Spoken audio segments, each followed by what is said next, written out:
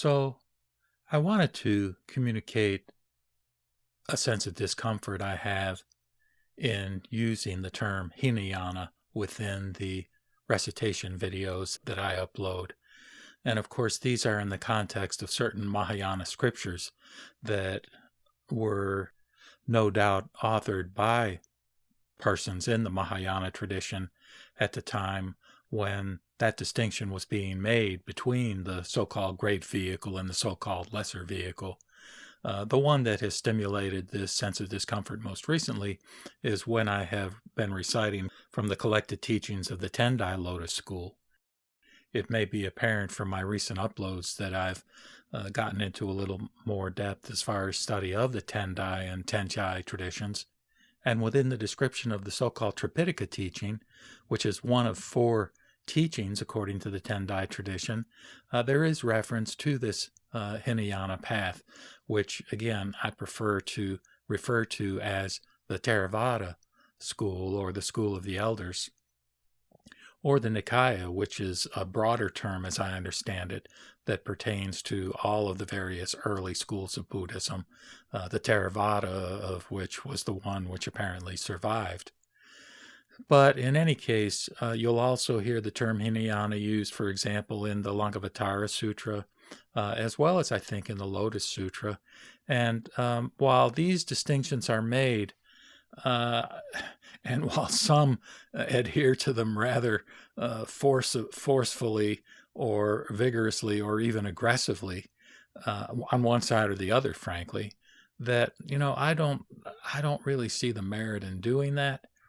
And part of why this has come to mind in particular, and what inspired me to do this particular video, is watching a video of a group of Theravadan monks who gathered at a place in Northern California, and the speaker at that time actually was a Chinese Mahayana monk, who I refer to as Dharma Master Heng Shure. Heng Shure, I've listened to many of his podcasts, and of course, a lot of these are on YouTube videos as well, where he's giving lectures at the Berkeley Buddhist Monastery in California. And he puts a lot of focus, for example, on the Avatamsaka Sutra and on the Surangama Sutra, which his teacher spent many, many years teaching. But the point is that this particular video demonstrates a kind of camaraderie between these two groups that I think is noteworthy and represents a kind of role model that we all should sort of take note of. And I will put a link to this particular video in the description of this video that I'm uploading right now. And the place where this took place is the Abhayagiri Buddhist Monastery, and Abhayagiri means apparently fearless mountain. And the story is quite interesting because Heng Shure's teacher, Xuan Hua, Master Xuan Hua, apparently he had a dream of there being a greater integration, or at least camaraderie, between what he referred to as the northern school, which would be Mahayana, and the southern school, which would be the Theravada. And so to actualize this dream and to make it a more concrete reality, apparently when he was on his deathbed or toward the last part of his life, he instructed his followers to donate 120 acres of land in Northern California to monks from the Thai forest Theravadan Buddhist tradition.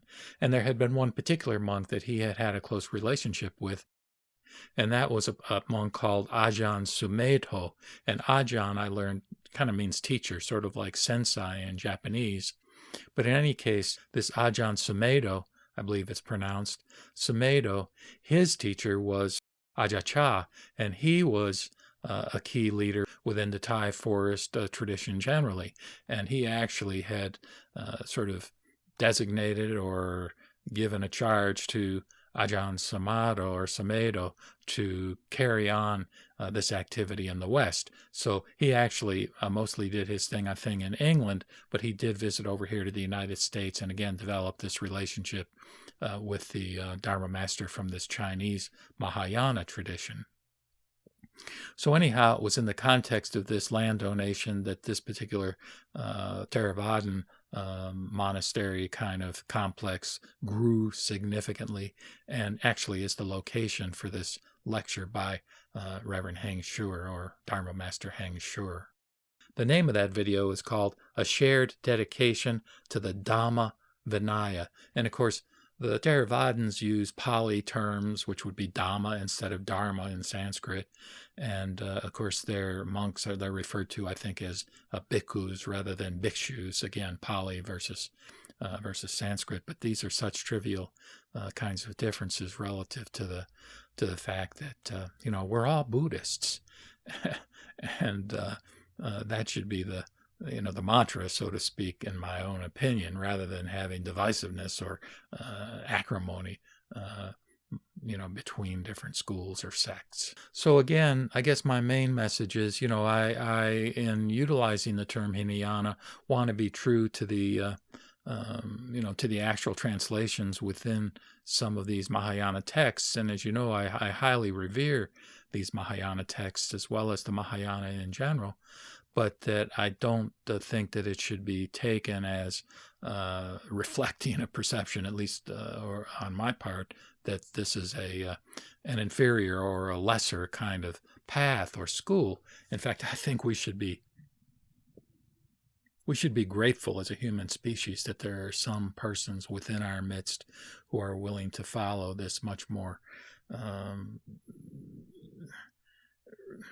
rigorous, austere kind of lifestyle, and are willing to share with us from time to time their own insights that they accrue as a function of their meditational and contemplative practices.